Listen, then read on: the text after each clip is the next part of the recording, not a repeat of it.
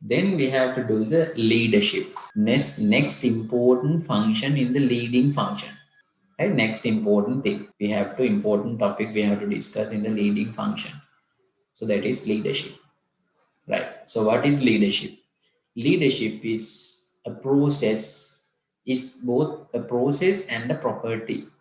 Right. So for example, leader, when you have a very good leader, for example, Lee Kuan Yew for Singapore, if you take Mahathir Mohamad for Malaysia, if you take Nelson Mandela for South Africa, right?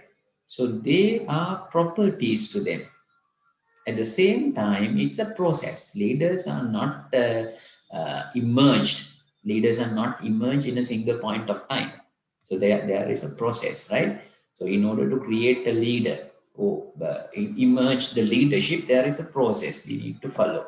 So therefore, basically, leadership is regarded as both process and a property. Because when what is a property? Property generates income and more benefits, right?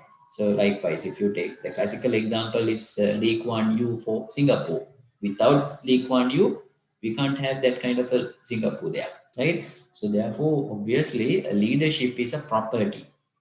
So that brings that generate more benefits in the later time in the future. So there are arguments. Just go through them. Is a process and is a property, right? So leadership and the management.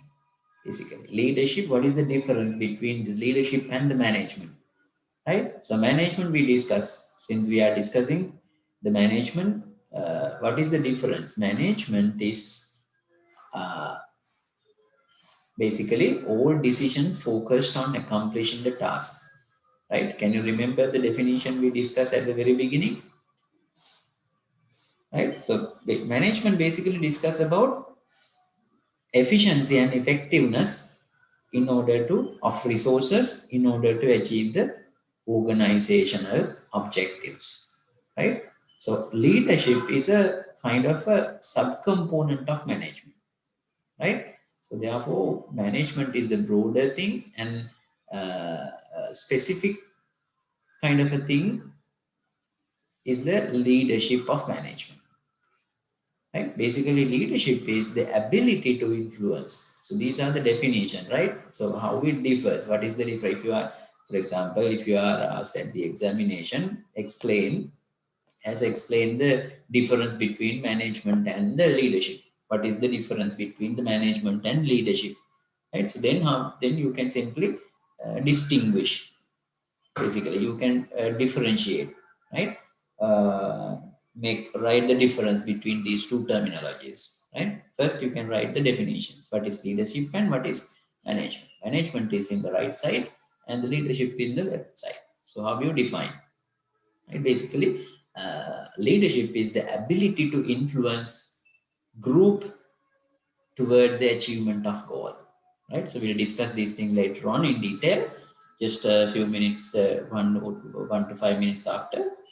uh, and the same thing, just you are not supposed to go through this, right? Same thing, it is given in the same thing, given the same thing is given in the later handout later, just after this,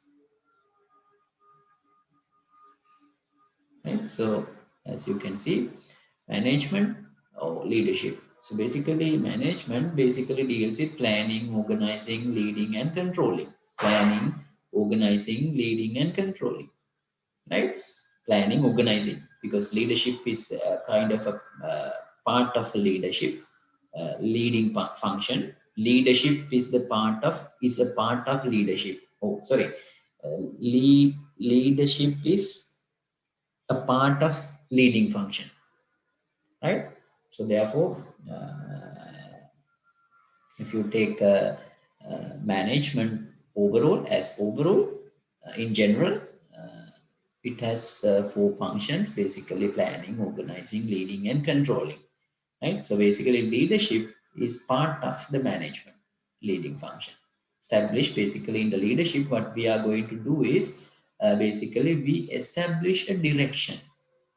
Right? So what is leadership in the sense that Basically, we must have a clear goal, clear vision, and we must align our all the people and the resources in order to achieve that uh, target or vision, right? So our task is to align people and other resources towards achieving our task, right? So that is direction, establishing a direction. Leader must have a proper direction, right? So vision, mission, and strategies. Basically, the leader must have a vision and mission and strategies. Strategies in the sense that clear action plan, well-defined, well-articulated action plans for achieving the target.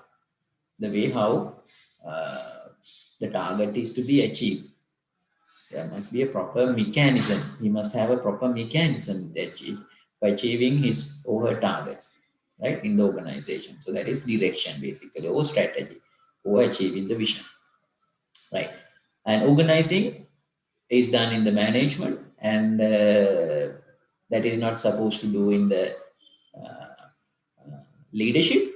So only thing in that direction can the leader do is aligning people, right? So aligning people, you must, when you have a proper leadership, leader align the people towards achieving certain direction.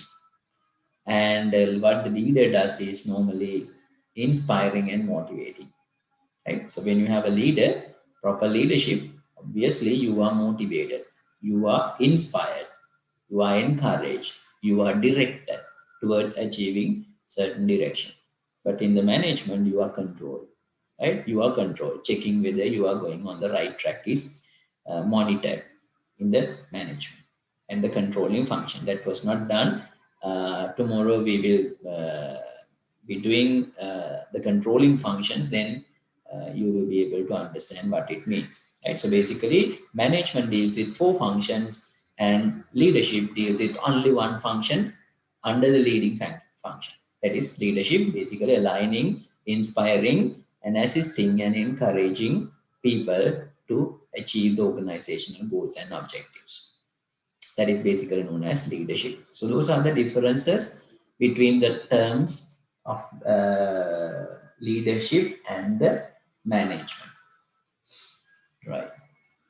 Then when you talk about leadership, right? So in order to emerge a leadership, create a leadership, leader must have a power, right? Leader must have, any leader you are talking about, without the power, leader will not be there.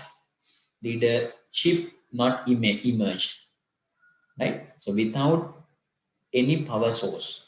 So there are so many sources of power that ultimately gives a certain person, a particular person, the ability to influence the others. What is the power? Basically, how we can define the power? Power is the ability to influence others.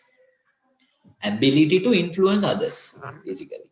Power simply defined as ability to influence others. So if you don't have any ability to influence others, obviously, how can you direct certain person towards certain direction? Simply, how can you lead? How can you lead a certain person, particular person? So therefore, in order to lead people, you must have power, right? So power in the sense that influencing others, right? For example, to me, I have a power. Now I am acting as a leader because I can pass or fail you. That's my power. That has been given by the vice chancellor to me, right? As a lecturer, I have been appointed to this course and I have been authorized. My authority is the power that I am having now in order to guide you, in order to control you, in order to inspire you, in order to get the thing done through you, right? Get this particular course completed through you. I have a power, right? So that power is known as legitimate power. Legitimate power is simply authority. Authority means that the higher authorities have given to lower authorities certain level of power to get a certain thing done. Clear? So therefore, there are various sources of power. Basically, we are talking about various sources. Basically, five sources of power when it comes to the leadership. Those are the five sources of power: legitimate power, reward power, coercive power, and referent power and expert power. We'll talk about those things in detail one by one. First, take legitimate power. That was the power I just a few seconds ago I discussed. Right? Legitimate power. Vice Chancellor have given me the legitimate power, legal power. Legally, by an appointment letter, I have been appointed as the visiting lecturer for this course. Right? So that tells that the power has been given to me. So the power for each and every job, for example, Professor Sujeev Amarasena is the Vice Chancellor now. Before appointing him as a Vice Chancellor, he didn't have any authority to execute the powers of the Vice Chancellor position in the University of Ruhuna. Right? So therefore, once the let's say president or once the university council appoints him as a vice chancellor, then he has been authorized, right? So for example, your department head, right? So Miss Kanchana, so before appointing her as the department head, she was like a just merely a lecturer. He didn't have any authority to guide people or control people, right? Or monitor people, or the monitor whether things are happening well or not, right? So she didn't have any power. But after getting her appointment as the department head, so now she has a power. So that is simply known as legitimate power, right? So, for example, if you take President of Sri Lanka, after the election, if he is won, obviously the people have given the power, constitutional power to him, right? Right? So, therefore, once he is appointed, elected to the president, obviously he has the powers to execute the presidency in Sri Lanka, right? So, therefore, that is again legitimate power. Right? So that is simply known as a legal power or legitimate power.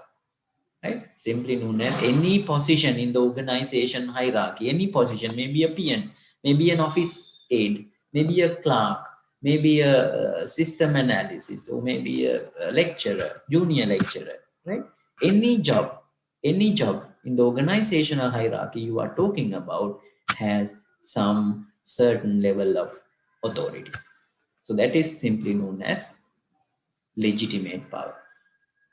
Why that has been given? According to the level of the organization he or she is lies on the organization hierarchy, he or she may have a certain level of authority. So that has been given by the organization hierarchy, high authorities. Right? So therefore, that is known as a legitimate power, legal power. Right? Power granted through the organizational hierarchy. For example, if I draw the same thing as this, now reward power. For example, Vice Chancellor can give us the promotions. Vice Chancellor can increment our salaries. Vice Chancellor can withhold our salaries. Right?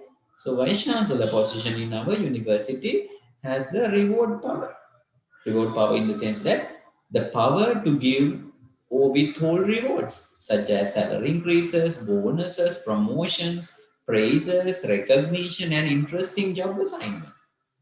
For example, I have been appointed as the visiting lecturer for you for this course. Now, Vice Chancellor has done that. So now, in that case, Vice Chancellor having reward power, right? So if you have a power to give reward, offer rewards, then people maybe can be controlled, people can be led, people can be supervised, or people getting things done through people simply, right? So we can simply, because people control for our obligation, sorry, people control, people obey, people follow our instructions in order to have rewards from us, because we are the people who have the powers to offer rewards to them. So therefore, people, we influence them and they follow us. Yeah. increases bonuses, promotions, praise, recognitions, and interesting job assignments. Right. Then the next important thing is power source is coercive power. What is coercive power? That is punishment power. Simply, Vice Chancellor, again, Vice Chancellor position is having a coercive power as well. That's why we all afraid to that we all uh, follow the instructions given by the Vice Chancellor, because Vice Chancellor position is a higher authoritative position, and that has been legitimized, which has high power, right? So high power source if that position has. So therefore, that's why all the people follow his or her instructions, right? Coercive power, or simply punishment power. Because if let's say Vice Chancellor appoint me to do this, then I'm saying that I can't. Right? Obviously, Vice Chancellor can terminate me. Vice Chancellor can introduce a certain level of punishments to me. Right? So I have to obey. I can't go beyond that.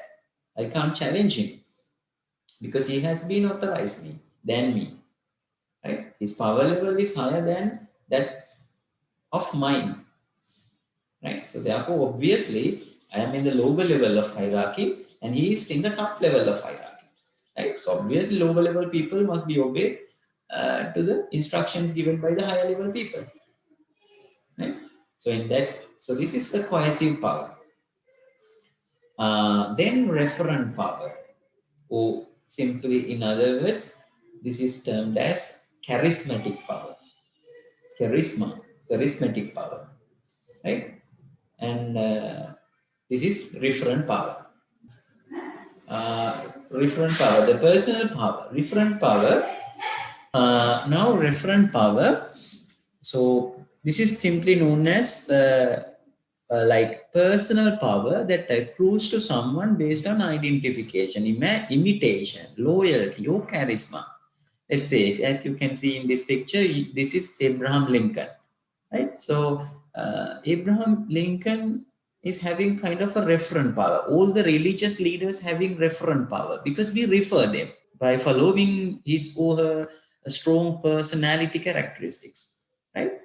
So once a person having a strong charisma or personality characteristics, people simply try to obey them, try to follow them. So that is dependent on their charisma or personalities, outstanding personalities, right? අර අපි ඕක සිංහලෙන් කියනවා අපි යාලට හරිම නිකන් මේ follow කරනවා එහෙම නැත්නම් යාලට නිකන් මහ තේජසක් තියෙනවා තේජසක් කියලා කියන්නේ, right? So that is charisma.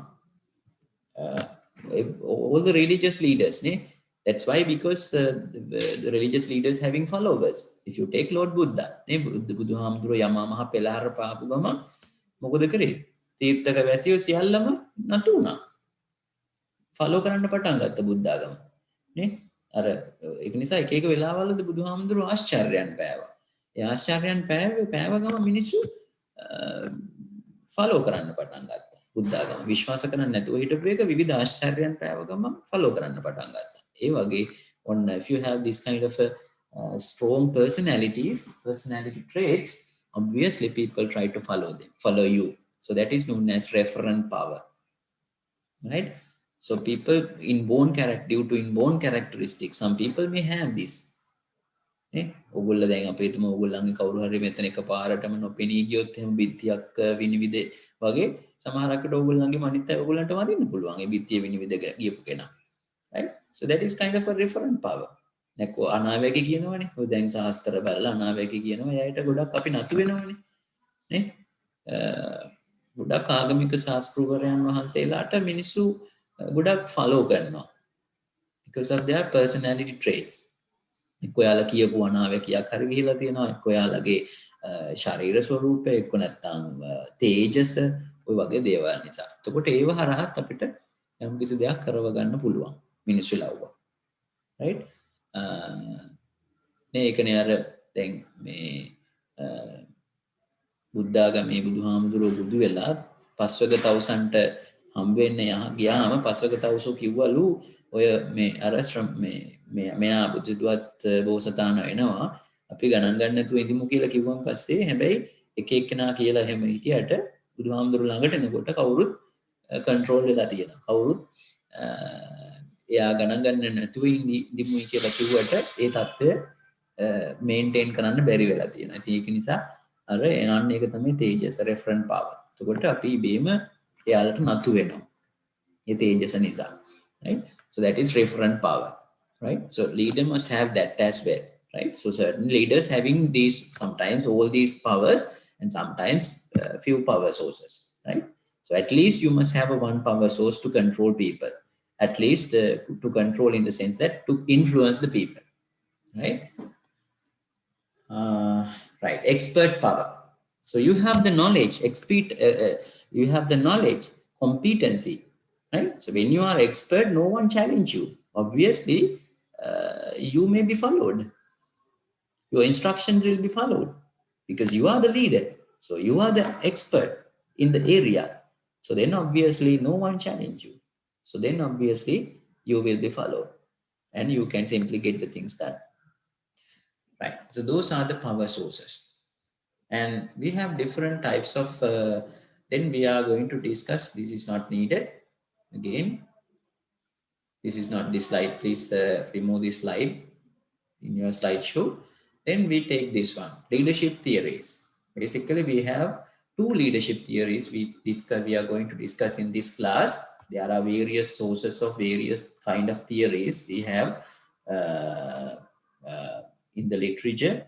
In the school river, we teach to the management students nearly plenty of theories regarding the leadership, but in this very limited time period, I'm going to teach you only two, right? So trait theory, most primary basic types of leadership theories are the trait theories and behavioral theories, right? So first we take the trait theory, most traditional, what do you call this, the most very basic level, primary, and at the evolutionary level, the beginning of the theories are called the traditional leadership theories are called the trait theories, right? So this is the earliest approach for leadership theories. Identify great person from the mass. So main objective is to identify the great person from the masses. Masses are simply known as population. Suppose that you have a society in the sense that we have people, right? In that people you have a outstanding character, right? Outstanding character. Maybe his vocabulary is nice, maybe he's very pleasant, maybe he's having a very good personality and very good appearance, he's tall, big, right? He has a big stomach and like a giant, right? So he's outstanding by various types of personal characteristics like personal appearance, speaking ability, self-confidence, right? All these. So he is kind of outstanding. So then he uh, emerged from the masses, right? So therefore, maybe height, intelligence, vocabulary, attractiveness, self-confidence, and similar attributes. Due to these attributes, he is emerged from the masses and he become automatically as a leader. ඔගොල්ලෝ උනත් අර සාමාන්‍යයෙන් අපි හිතමු ඔයගොල්ලෝ ගොඩක් ලෙක්චරර්ස්ලත් එක්ක වැඩිපුර ඩීල් කරන කතා බහ කරන නේ එහෙම ඉන්නවනේ ඔයගොල්ලෝ අතරේ හැමතිස්සෙම කතා බහ කරනවා ලෙක්චරර්ස්ලත් එක්ක එතකොට ඔයගොල්ලෝ මොකක් හරි ඇක්ටිවිටි එකක් දුන්නොත් ඔයගොල්ලෝ ඉබේම ඔයගොල්ලන්ගේ ටීම් එකේ ඉන්නවනේ වගේ කණ්ඩායම ඒ වගේ දෙන්නෙක් හෝ එක්කෙනෙක් අඩුම ගානේ ඇති. එතකොට හැම දෙයකටම ඔයගොල්ලෝ අපොයින්ට් කරන්නේ කවුද? අන්න එයා. එහෙනම් එයා ඉබේම නායකයෙක් බවට පත් වෙලා නේද? Right? A great person emerged from the masses. නේ ඔයගොල්ලෝ naturally එයා ඔයා එහෙනම් යන්න. අපි හිතමු හෙට මාතර යන්න ඕනේ වයිස් චාන්සලර් හම්බෙන්න. කවුද එන්නේ ඔයගොල්ලන්ගේ බැච් එකෙන් රිප්‍රසන්ට් කරන්න? කියලා ඇහුවොත් ඊට පස්සේ ඔයගොල්ලන්ගේ බැච් එකේ කට්ටිය මුණ බලාගෙන අර ටෝකටිව් එක්කෙනා එළියට දානවා. ටෝකටිව් එක්කෙනා එහෙනම් මෙහා යන්න. ඉස්සරහට යන එක්කෙනාම යන්න. හැමදාම. ඉස්සරහට යන එක්කෙනා කියන්නේ යාට හොඳ අපියරන්ස් එකක් තියෙනවා, හොඳට කතා කරන්න පුළුවන්, ඩීල් කරන්න පුළුවන්, පර්සනැලිටි එකක් තියෙනවා. අර ඒ වගේ කෙනෙක් එළියට දානවා ඉස්සරහට. එතකොට ඉබේම එයා මතුවෙලා කැපිලා පෙනිලා. හරිනේ? අන්න එතකොට අන්න ඒ වගේ අය අපි නායකයෝ බවට පත් කරනවා. එතකොට ඒක තමයි අපි මේ trade theory එකෙන් කියන්නේ. Trade personal traits obviously emerge the leadership. Right? So physical traits, those are the physical traits. Obviously causes to emerge a certain person as the leader. Right. So basically, in the leadership trait theory, we assume that basic assumption is the leaders are born. දැන් මේ personality traits අපිට පුහුණු කරන්න පුළුවන්ද? දැන් appearance එක යම් තාක් දුරකට ගන්න පුළුවන්. හැබැයි මේ ගොඩක් personality characteristics එන්නේ personal traits එන්නේ inborn. උස මහත නේ කතා කරන ස්වරූපය ඒවා ගොඩක් දුරට inborn. ඒක නිසා අපි කියනවා leader කෙනෙක් උපදින්න ඕනේ කියලා. ඒ කියන්නේ ඒවා leadership එක අපිට අලුතෙන් හදන්න බෑ කියලා තමයි basic assumption එක මේ theory එකේ. හැබැයි අපි දන්නවා leadership training programs තියෙනවානේ අද වර්තමානයේ. එහෙනම් මේ ක්‍රමය මේ theory එක ඒකට අදාළ වෙන්නේ නැති වෙන්න පුළුවන්. ඒක නිසා මේකේ කියන්නේ leadersලා දියුණු කරන්න බෑ. leadersලා හදන්න බෑ. We can't create leaders. Right? Leaders must be inborn. උපතින්ම leadersලා හැදිලා එන්න ඕනේ. අර great person from the masses must be born. උපතින්ම එන්න ඕනේ. එතකොට ඒක තමයි assumption එක. ඉතින් ඒක ගොඩක් අද කාලේ we have so many criticisms towards that නේ. අපි එහෙම නෑනේ. එතකොට මේ leadership inborn කියන එක නෙවෙයි තියෙන්නේ. ඒක develop කරගත්තු එක. right? ඒක නිසා we have so many criticisms towards this theory, but to some extent this is practical. Right? To some extent. The main problem is traits do not generalize across situations. Traits do not generalize across situations. For example, we can simply say that his appearance is good. He's very talkative. He is extrovert. He is outstanding in behavior. Right? So, but sometimes he is not very good enough to control the economy, manage the economy in a country. Right? එහෙනම් political arena එකේ අදටත් මිනිස්සු ඡන්දය දෙනකොට නායකයෝ විදිහට තෝරගන්නකොට ඡන්දය දෙනකොට මෙන්න මේ ට්‍රේඩ් තියරි එක අනුව තමයි ගොඩක් දුරට රැෂනලයිස් කරන්නේ. දැන් ඒකනේ අපේ රටේ විතරක් නෙමෙයි. ගොඩක් හොඳ නළුවෝ ක්‍රිකටර්ස්ලා මේ දේශපාලඥයෝ වෙලා ඉන්නවනේ. නේ? එතකොට අපේ මිනිස්සු එයාලා ජෙනරලයිස් කරන්න ගිහිල්ලා තියෙනවා ක්‍රිකට් වලට දක්ෂය වෙච්ච එක දේශපාලනයටත් දක්ෂයි කියලා. මොකද ඡන්දේ දීලා තියෙන්නේ ලීඩර්ෂිප් එක ලීඩර් කෙනෙක් විදිහට පොයින්ට් කරගෙන තියෙන්නේ අර බේසික් වෙන ෆීචර්ස් ඇඩ් කර මේ වලට ඉවැලුවේට් කරලා at the general election. Right? So therefore so these are the problems. Do traits, certain traits හොඳට කතා කරනවා, හොඳට රඟපාන්න පුළුවන්, හරි ලස්සනට කතා බහ කරනවා. එතකොට මේ හොඳ ලස්සනට කතා බහ කිරීම රටක් සංවර්ධනය කරන්න වැදගත්ද? රටක දේශපාලන ප්‍රශ්න විසඳන්න ඒ හොඳට කතා බහ කිරීම ප්‍රමාණවත්ද? ඒකනේ අදටත් අපේ දේශපාලකයෝ හොඳට ලස්සනට කතා කරනවා. හැබැයි මිලෝ වැඩක් කරන්නේ නෑ. කරන්න බෑ. කට විතරයි. කතා නම් කරනවා ෂෝක් එකට. ඔන්න වැරද්ද. මේ අපේ මිනිස්සු ට්‍රේඩ් තියරි එක බේස් කරගෙන පොයින්ට් කරපු නිසා. හරි අපේ රටේ විතරක් නෙවෙයි. දැන් ආනෝල්ඩ් ශාසනයක කියන්නේ ඇමරිකාවේ සිටි එක මේ ප්‍රාන්තයක ප්‍රාන්ත ආණ්ඩුකාරවරයා. හරිනේ? ආනෝල්ඩ් ශාසනය කියන්නේ හොඳ රැම්බෝ කියන ඉස්සර ෆිල්ම් එක තිබිච්ච ෆිල්ම් හොඳ ෆිල්ම් පර්ෆෝම් ඇක්ටර් කෙනෙක්. හොඳ ක්‍රියාදාම නළුවෙක්. ඒතොර එයා හැබැයි මේ ආණ්ඩුකාරවරයෙක්. ඇමරිකාවේ ප්‍රාන්තයක ලොස් ඇන්ජලිස් හරි වොෂින්ටන් හරි මට මතක විදියට. හරිනේ?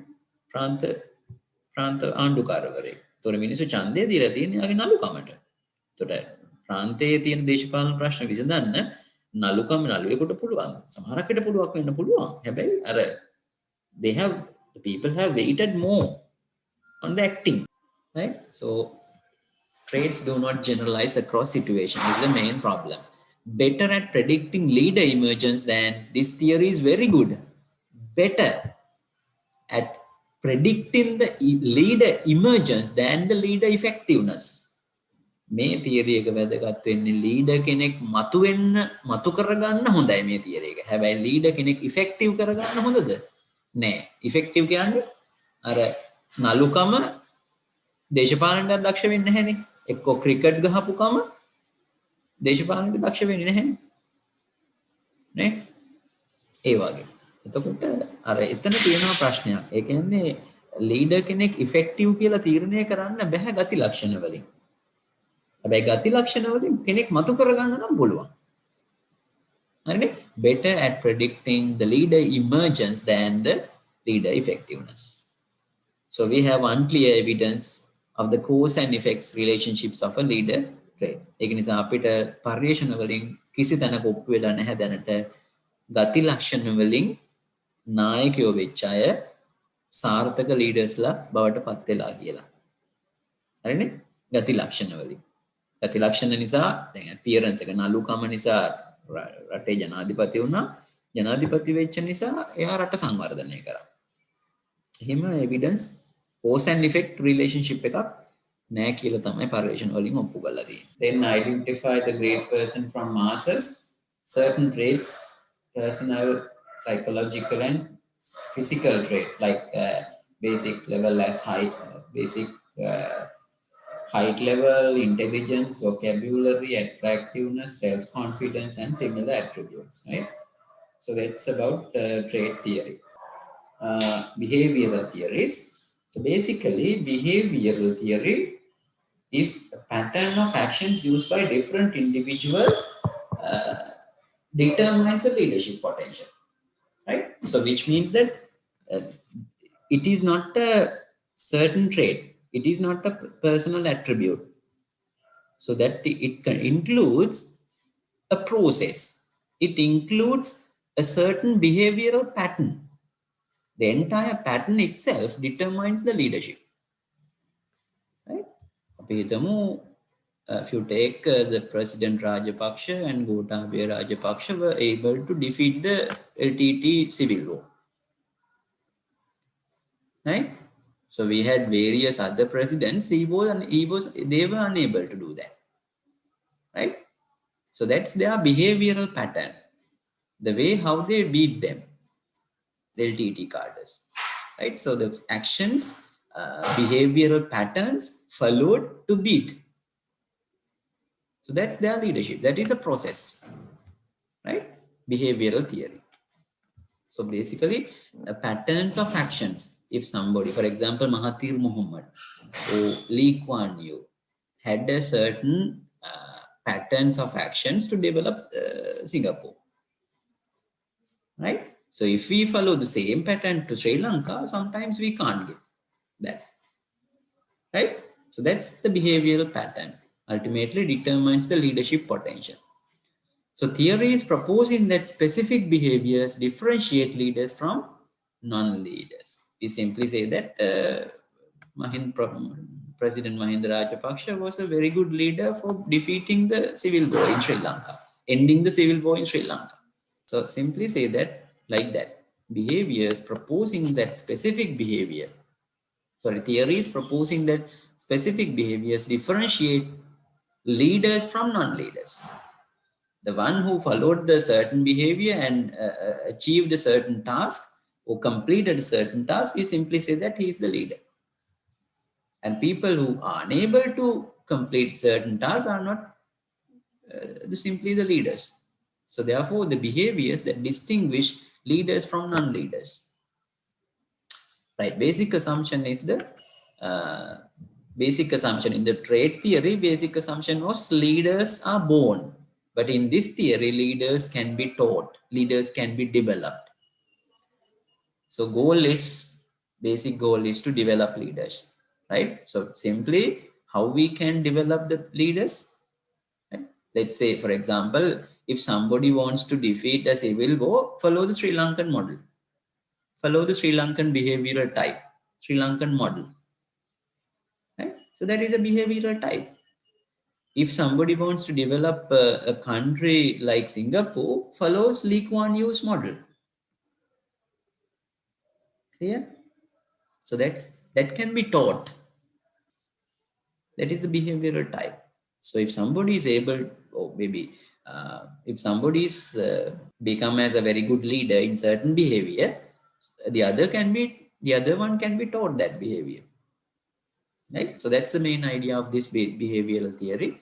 The basic idea is leaders can be trained, basic assumption, and the goal is to develop leaders. And again, we have a problem, as we had in the trait theory. Effective leaders do not generalize across situations. We had that problem. A certain behavioral type may not be effective as it was in the future, as it was in the previous. Examples, we have basically two examples: Michigan studies and leadership grid. So we have various examples for these behavioral theories. University of Michigan studies, America, that has been tested.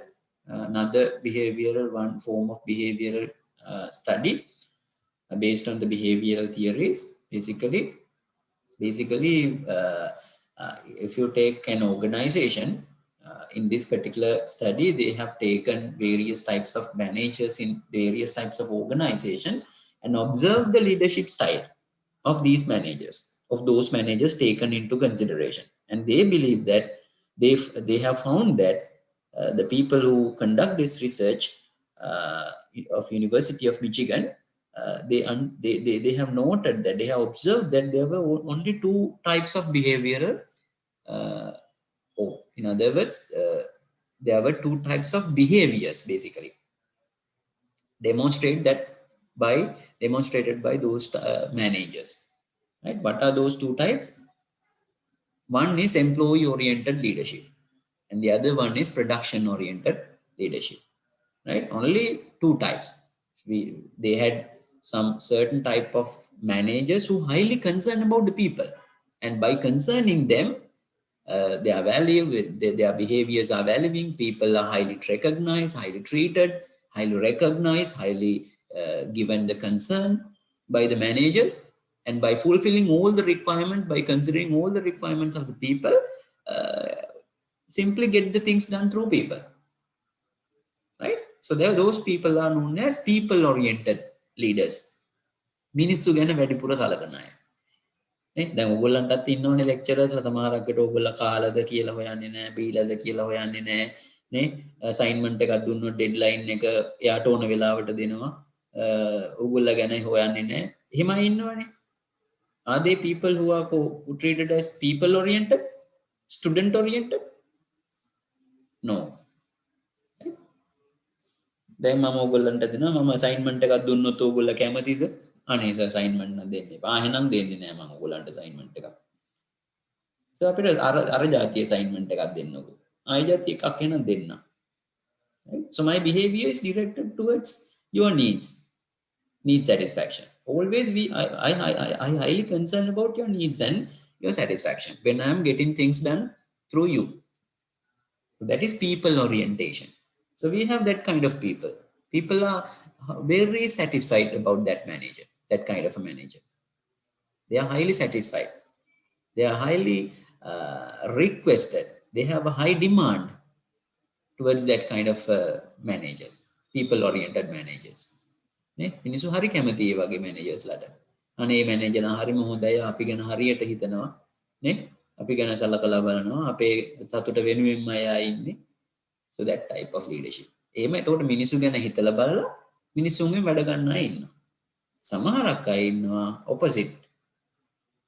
මිනිස්සු ගැන මොනවද හිතන්නේ? වැඩේ ගැන විතරයි හිතන්නේ. නේ? සමහරක් ලෙක්චරර්ස්ලා ඉන්නවා නේ ඕගොල්ලන්ට මේ ප්‍රායෝගික අත්දැකීම් ඇති. සමහරක් ඉන්නවා මට පැය 30 45ක් දීලා දිනව කරන්න මම කොහොම හරි පැය 45 කරන්න ඕන. ඕගොල්ලන්ට නාලද කාලද බීලද කියලා මට වැඩක් නැහැ. රෑ 8 10 එක ලෙක්චර් එකයි, හෙට රෑ 10 12 තව ලෙක්චර් එකයි, ඊළඟ දවසේ 2 4 උදේ පාන්දර තව ලෙක්චර් එකයි, සතියෙන් සිලබස් කවර්. නේ ඊට පස්සේ ආපහු ඊළඟ දවසෙත් අසයින්මන්ට් එකක් දෙනවා. නේ විභාගෙත් තියලා ඉවරයි. Only concerned about the task. වැඩ ගැන විතරමයි හිතන්නේ. නේ එතකොට එහෙමයක් තියෙනවා. right? So එතකොට මේ දෙගොල්ලම සාර්ථක වෙන්න පුළුවන්. වැඩේ ගැන හිතලා මිනිසුන්ට තරවටු කරලා මිනිස්සු අසතුටටපත් කරලා වැඩ ගැන විතරයි හිතන්නේ. මිනිස්සු ගැන පොඩ්ඩක් හිතන්නේ වැඩේ කොහොම හරි බලෙන් කරව ගන්න.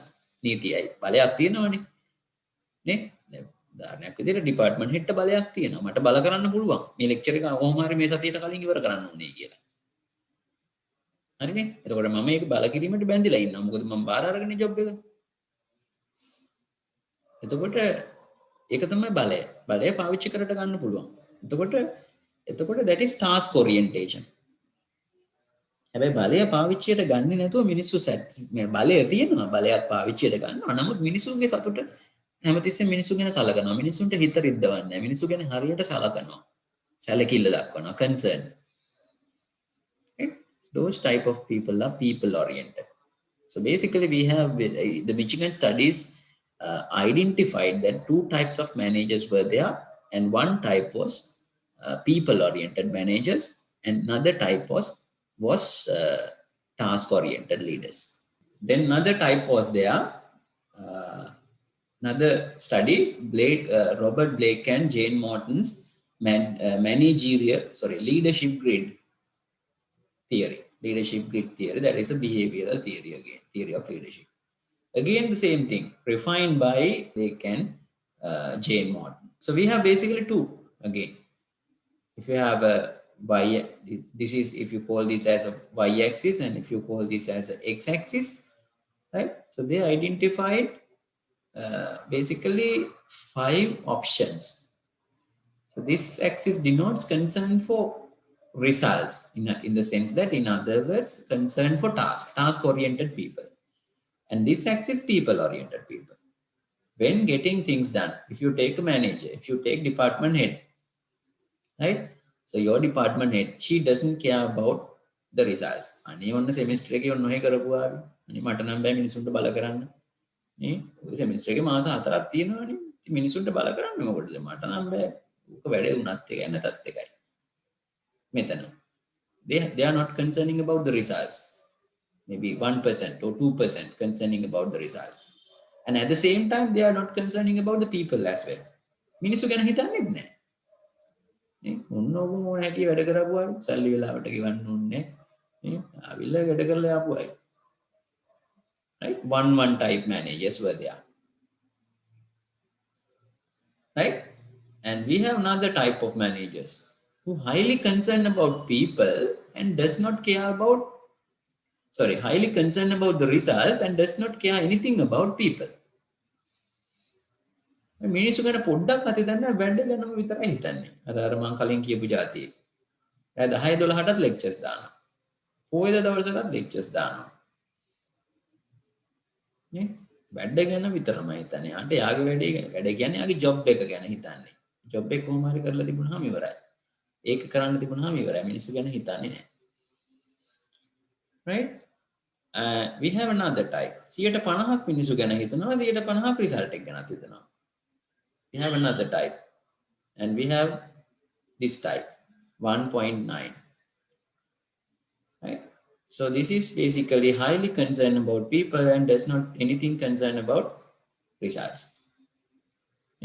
මට කියනවා ඔන්න ප්‍රේශාන්ත කැමති නම් ලෙක්චර් එක කරලා දාන්නනේ. මෙච්චරම හංසි වෙන්න ඕනේ නැහැ. ඔයාලට ගෙදර වැඩ තියෙනවා නම් ඒ ඔක්කොම කරලා පස්සේ පොඩ්ඩක් ඉතුරුනොත් විතරක් පැයක් විතර ඉතුරුනොත් වැය දෙකම කරන්න ඕනෙත් නැහැ. එක පැය විනාඩි 40ක් විතර කරාම එද්දී. අනිත් වෙලාව ඔයාගේ වැඩක් බලා ගන්න. Right? හිමයි ඉන්නවනේ.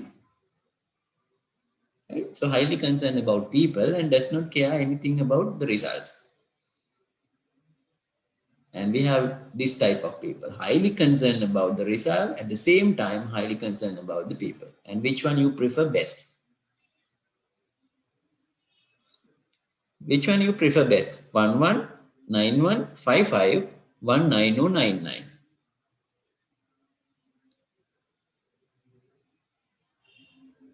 Nine and 55. Yes, 55 because 5. What happened to the other 50? You are only concerning about 50% of results. At the same time, you are concerning about 50% of people concerns. What happened to the others? Then people only satisfied with 50%. And owners of the company own, because as a manager, you are working for a manager, working for the organization, right? Working for the owners of the people who are invested, owners of the resources, right? ආයතනෙට සල්ලි දැන් අපි රජයේනේ වැඩ කරන්නේ. රජය සැටිස්ෆයිඩ් නේ අපි වැඩේ කරේ නැත්තම් හරියට. අපි 50ක් නම් රජය අපේ නායකත්වය ගැන සෑහීමකටපත් වෙන්නේ නැහැ. අපි ප්‍රයිවට් යුනිවර්සිටි එකක් නම් අපේ යුනිවර්සිටි එකට සල්ලි දාපු අයිතිකාරයෝ 50%යි සැටිස් වෙන්නේ. ඒ වගේම අපිත් එක්ක වැඩ කරන මිනිස්සු 50%යි සැටිස් වෙන්නේ. එතකොට අපි සාර්ථක පුජ්‍යලයෝ නෙවෙයි. සාර්ථක වෙන්න නම් අපි බලාපොරොත්තු වෙන්න ඕනේ 9.9. 100%ක්ම වැඩ ගැනත් හිතන 100%ක්ම මිනිස්සු ගැනත් හිතන අය. ඒතකොට මිනිස්සු හරිම සැටිස්ෆයිඩ් එයාගේ නායකත්වය ගැන.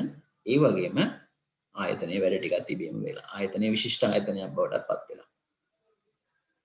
Clear? So those are the two types of behavioral theories. Michigan and Blake and Robert Morton's Robert Blake and Jane Morton's managerial grid theory. Same thing. So they have given different names. For the 11.11 is poor management, 9.1 authority compliance, 1.9 country club management, 5.5 middle of the road management, and 9.9 team management. So team management is considered as the best. Then the next important thing is